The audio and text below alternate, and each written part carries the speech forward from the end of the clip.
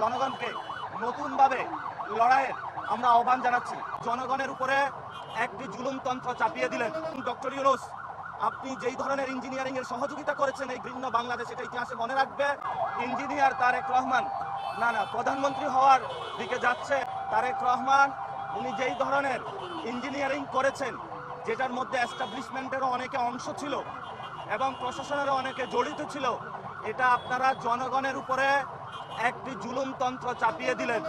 আমরা শুনতে পাচ্ছি অনেক উপদেষ্টা সেফ এক্সিট নেওয়ার চিন্তা করছেন।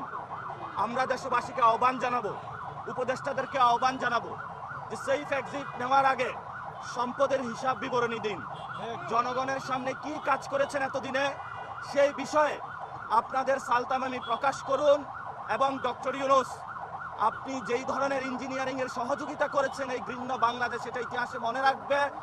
আমরা বলেছিলাম আপনি যখন লন্ডনে গিয়েছিলেন তখন আমরা উচ্চারণ করেছিলাম লন্ডনে আপনি সিজদা দিয়েছেন, কিন্তু সেটার ফলস্বরূপ যেটা আমরা দেখলাম বাংলাদেশের এই নির্বাচনে প্রশাসনকে কাজে লাগিয়ে যেই ধরনের ঘৃণ্য সংস্কৃতি আপনি জন্ম দিয়েছেন, একটি জালেমকে বাংলাদেশে নিয়ে এসেছেন এবং তাদের মধ্য দিয়ে আমরা এখন দেখতে পাচ্ছি আওয়ামী লীগের অফিস উদ্বোধন হচ্ছে, বিভিন্ন জায়গায় আমাদের বোনেদের উপর আক্রমণ হচ্ছে। এটার জন্য আপনি ইতিহাসের কাছে দায়বদ্ধতা জায়গায় থাকবেন। আমরা কাউকে ক্ষমা করার পক্ষপাতী নই। আমরা দেখেছি এখানে ইনকিলাব মঞ্চে যখন হামলা হয়েছে এই ধরনের জুলুম নির্যাতন আপনি তাদেরকে চাপিয়েছেন। আমরা বাংলাদেশে যখন শহীদ উসমান হাদি ভাইয়ের হত্যাকাণ্ডের বিচার চাওয়া হয়েছিল, বলা হয়েছিল ইলেকশন বন্ধের পায়তারা, ইলেকশন হয়েছে।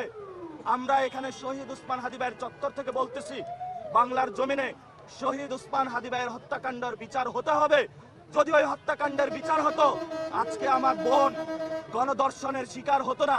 বিএনপি নামক যে সন্ত্রাসী কার্যক্রম তারা শুরু করেছে দলটি, আজকে সন্ত্রাসী অ্যাক্টিভিটিজে তারা সাহস পেত না। তারেক রহমানকে বলবো, ইঞ্জিনিয়ারিং করেছেন, যথেষ্ট হয়েছে, সন্ত্রাসী কার্যক্রম বন্ধ করুন। আপনার জন্য লজ্জা, অনেকগুলা চান্দাবাদ সন্ত্রাসী দখলদার আপনি পার্লামেন্টে তাদেরকে প্রবেশ করিয়েছেন। আপনার এই প্রশ্রয়ের কারণেই তারা আজকে আমার বোনকে গণধর্ষণের জন্য সাহস পাচ্ছে। এটার জন্য আপনি দায়ী।